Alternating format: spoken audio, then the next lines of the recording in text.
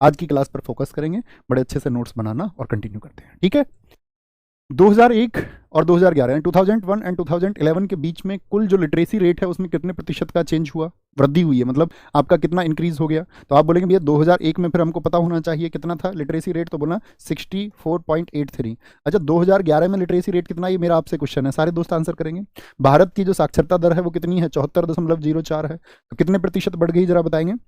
आपका लगभग 9 बढ़ गई, तो 9 दशमलव और आपका 9 और 83 में से इसको घटाएंगे तो 17,421, ठीक है। 9.21% क्या हो गई, उसकी वृद्धि हो गई। 9.21% क्या होगी साथी, वृद्धि होगी। 8.5 वाले गलत बता रहे हैं, ये आपको पता होना चाहिए।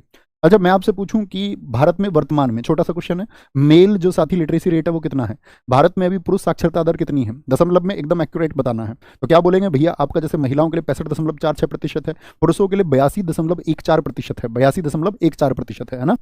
अब यहाँ पर कुछ क्वेश्चन पूछे जाते हैं, जो साक्षरता मानी जाती है कितने वर्ष के बच्चों को गिना जाता है, कितने वर्ष के बच्चे को गिना जाता है साक्षरता के लिए, कितने वर्ष का जो बच्चा है साथी आपका चाइल्ड है उसको चुन लिया जाता है। तो क्या बोलेंगे 7 वर्ष या उससे ऊपर, तो ये एक आधार है 7 ईयर।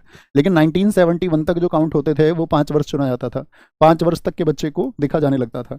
1971 यानी 1971 में क्या था आपका बेस इसका लिटरेसी का, वो 5 ईयर था। लेकिन वर्तमान में कितना है आपका साथी, आप बोलेंगे भैया जी 7 ईयर है। अब यहाँ पर कुछ क्वेश्चन बनते हैं भारत की आज़ादी से।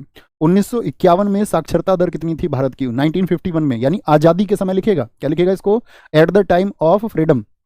1951 में साथी आपका जो साक्षरता दर थी वो भारत की कितनी थी, तो साक्षरता दर भारत की 18.33% है।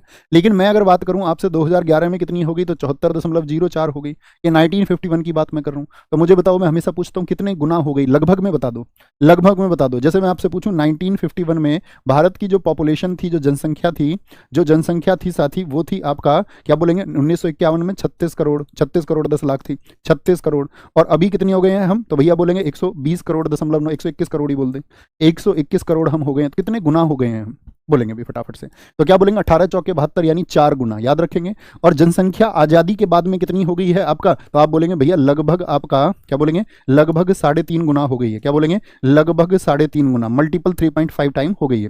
अगर मैं बात करूं आपसे घनत्व की, किसकी, डेंसिटी की, आपका जो पॉपुलेशन डेंसिटी जनसंख्या घनत्व वो 117 था पहले। अभी मैं बात करता हूं 2011 में कितना हो गया, 382 हो गया, 382 हो गया। तो कितने गुना हो गया, पॉपुलेशन डेंसिटी जानते हो ना, प्रति वर्ग किलोमीटर में रह रहे व्यक्तियों की संख्या जो होती है, तो कितने गुना हो गई है आपका, तो आप बोलेंगे भैया इसको हम कहेंगे 3 गुना, क्या बोलेंगे 3 गुना। आज़ादी के समय आपका जो सेक्स रेशियो था वो कितना था, आज़ादी के समय जो सेक्स रेशियो था वो 946 था और अभी 943 है। तो कितने का परिवर्तन आया आज़ाद भारत में और आज तक।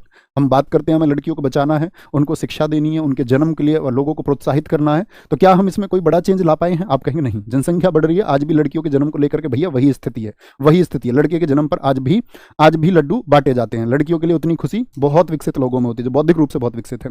मुझे बताओ साक्षरता में सबसे ज्यादा अंतर कहां पर, किस राज्य में पाया जाता है, साक्षरता में सर्वाधिक अंतर कहां पर है, साक्षरता में सर्वाधिक अंतर कहां पर है, जो सबसे बड़ा डिफरेंस है लिटरेसी में किस स्टेट में है, तो याद रख लेना वो राजस्थान है। वहां पर पुरुष और महिलाओं की शिक्षा में जमीन आसमान का अंतर है और 27.1% का डिफरेंस है, ये इतना बड़ा डिफरेंस है, ठीक है।